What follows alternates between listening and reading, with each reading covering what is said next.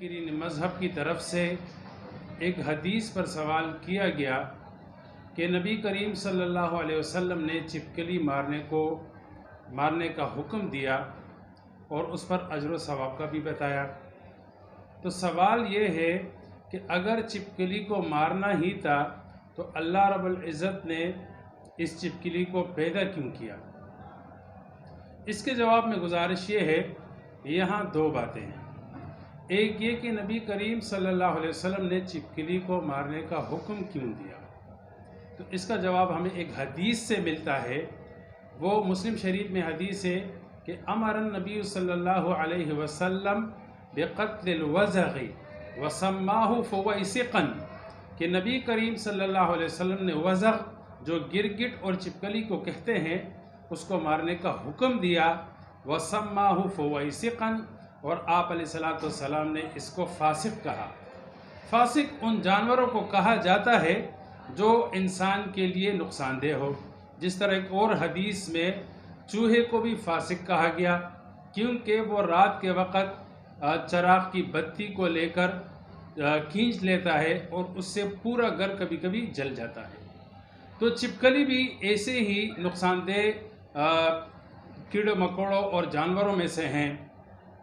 دیکھیں، چپکلی سانپ اور بچھو کی طرح زہریلا جانور تو نہیں ہے جو کاٹے اور ڈسے اور اس سے کسی کو نقصان ہو، لیکن جدید تحقیق کے مطابق چپکلی کا جو فضلہ ہے اور چپکلی جو منہ مارتی ہے کھانے پینے میں یا برتنوں میں، تو چپکلی کے ذریعے سے کھانے پینے کی چیزوں میں اور کھانے پینے کے برتنوں میں سالمونیلا نامی ایک بیکٹیریا وہ منتقل ہوتا ہے، پھر وہ انسانی معدے میں جاتا ہے جس سے سالمونیلا انفیکشن ہو جاتا ہے اور پھر اسہال یعنی پیٹ جاری ہو جاتا ہے، الٹیاں لگ جاتی ہے اور کبھی کبھی سالمونیلا بیکٹیریا کی وجہ سے ٹائیفائڈ بھی ہو جاتا ہے۔ یہ جدید تحقیق کہتی ہے کہ سالمونیلا نامی بیکٹیریا یہ گھر میں پائے جانے والے جو چھوٹے چھوٹے جانور ہیں، چھوٹے چھوٹے کیڑے مکوڑے ہیں، چپکلی وغیرہ ہے، ان کے فضلے کی وجہ سے اور منہ مارنے کی وجہ سے اور ان کے ذریعے سے یہ بیکٹیریاز ایک جگہ سے دوسری جگہ خصوصاً کھانے پینے کی اشیاء میں منتقل ہوتا ہے جو انسانی صحت کے لیے نقصان دہ ہے۔ تو نبی کریم صلی اللہ علیہ وسلم نے حفظان صحت کے اصول اور تعلیمات کو مد نظر رکھ کر فرمایا کہ اپنی صحت کا خیال رکھے اور اس طرح کے جانوروں کو کیڑے مکوڑوں کو مارا جائے۔ جس طرح مچھروں سے ہمیں تکلیف ہوتی ہے تو مچھر مارنے کا اسپرے ہم کر لیتے ہیں، کٹمل مارنے کا اسپرے کر لیتے ہیں، مکھیاں جن موسموں میں بہت زیادہ ہو جاتی ہے تو ان کو مارنے کے لیے ہم اسپرے کرتے ہیں۔ تو اسی طرح چپکلی بھی ایک اس میں نقصان کا اندیشہ ہے اور صفائی نصف ایمان ہے، تو گھر کو ان چیزوں سے پاک اور صاف رکھنا ضروری ہے۔ دوسری بات کہ اگر چپکلی کو مارنا ہی تھا تو اللہ نے کیوں پیدا کیا؟ اس سوال کا جواب یہ ہے کہ دیکھیں، چپکلی کو ایک طرف مارنے کا حکم ہے، اس سے گھر کو صاف رکھنے کا حکم ہے، دوسری طرف چپکلی کے وجود کے فوائد بھی ہے۔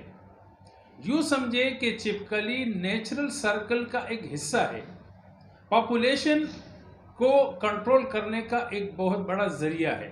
وہ کیسے؟ کہ دیکھیں، آپ نے دیکھا ہوگا کہ چھتوں اور دیواروں پر جو کیڑے مکوڑے بیٹھتے ہیں بہت زیادہ ہو جاتے ہیں، مچھر مکھیاں کیڑے مکوڑے، تو یہ چپکلی آ کر ان کو کھاتی ہے۔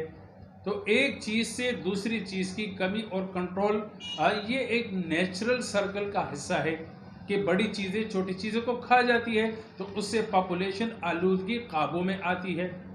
تو اس چیز کی نیچرل ضرورت بھی ہے، فائدہ بھی ہے۔ اس فائدے کے مد نظر اللہ رب العزت نے اس کی تخلیق فرمائی، اور جہاں اس کا نقصان ہے تو نقصان سے بچنے کے لیے اس سے جان بچانا اور گھروں کو صاف رکھنے کے لیے نبی کریم صلی اللہ علیہ وسلم نے تعلیمات بھی مہیا فرما دی ہے۔